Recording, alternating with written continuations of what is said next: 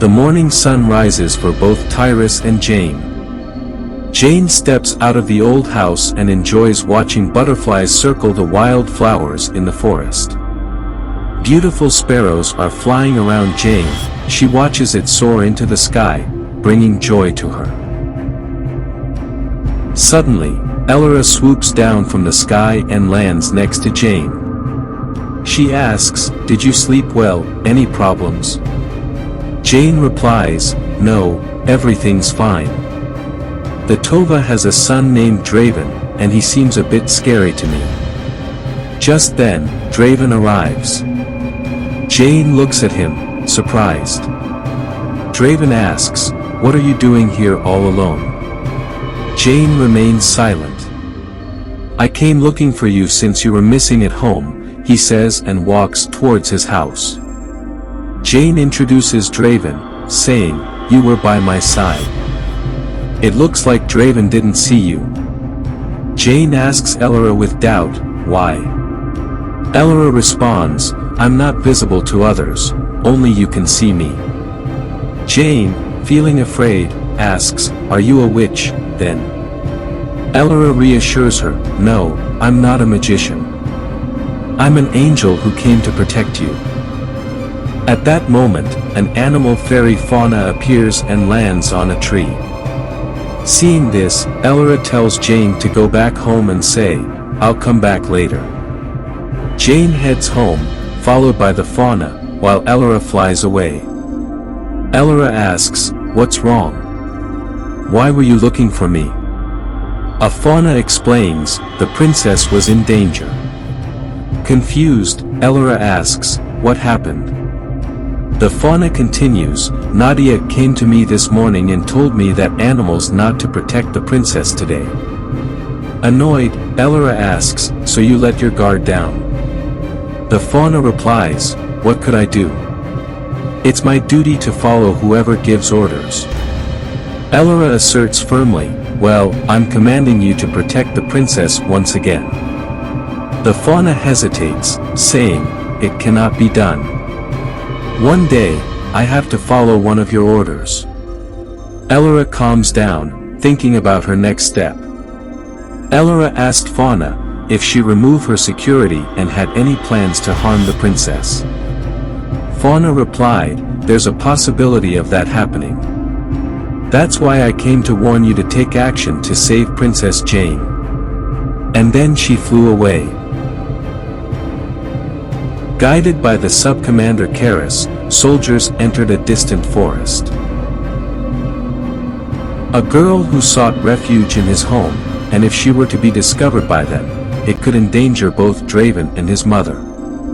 Unaware of the danger, Draven was hunting rabbits with arrows. Meanwhile, Princess Jane was playing with butterflies. Feeling unsure about the next steps, Elora summoned Erin, the goddess of wisdom, and explained the situation.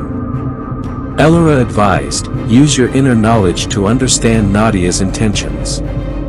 Erin said that Nadia couldn't possibly know my plans. I couldn't even know what Nadia was plotting. Elora suggested, "In that case, go through the forest immediately and investigate. Let's go and see." Both are flying towards the forest. The soldiers was crossing the river and entering the forest. Elora realized they were returning with a larger force to search for the princess. Nadia had stepped back from wildlife conservation and can no longer use for our animals. She's wondering what to do next. Erin immediately asks, "Why are you worried? Without animals, nature is in our control." Elora replies, "I forgot. I'll use fire to burn the soldiers alive." Elora calls upon the fire fairy. The fire fairy appears in front of Elora.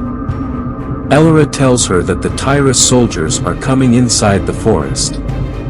As they cross the river into an open field without trees, Elora commands them to be killed by fire. "I will," responds the fire angel and fly away. Elora called the Erin to watch the events. Both of them fly to the plain. The soldiers reach a grassy plain after crossing the river. The deputy commander Karis urges them to hurry. A fire fairy appears on the plain and follows her instructions and sets fire to the grasses surrounding the soldiers.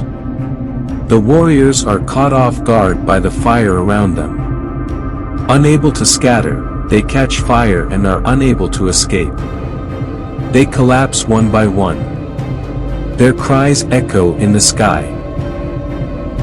The sub-commander Karis manages to escape and falls into the river.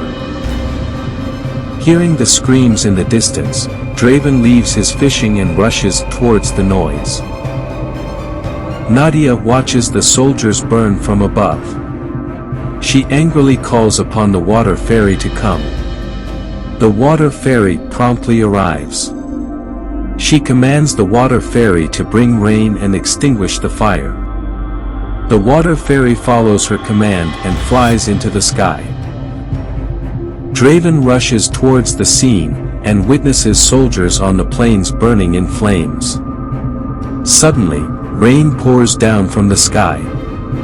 The soldiers fall down, screaming. Heavy rains extinguish the fire. Nadia expresses her anger by kicking the ground after looking. The soldiers are charred and lying on the ground. Rainwater flows over their bodies like a river. Elora and Aaron are standing in front of Nadia. Elora smiles and asks, "Your plan has failed, hasn't it?"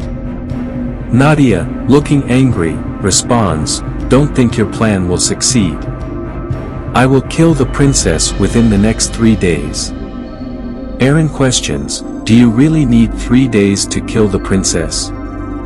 Tyrus will die in the next 24 hours, even before that. What will you do then?" Nadia is confused and asks, "What are you talking about?" Aaron explains, "Yes, Tyrus will die, and a plan has been set in for that."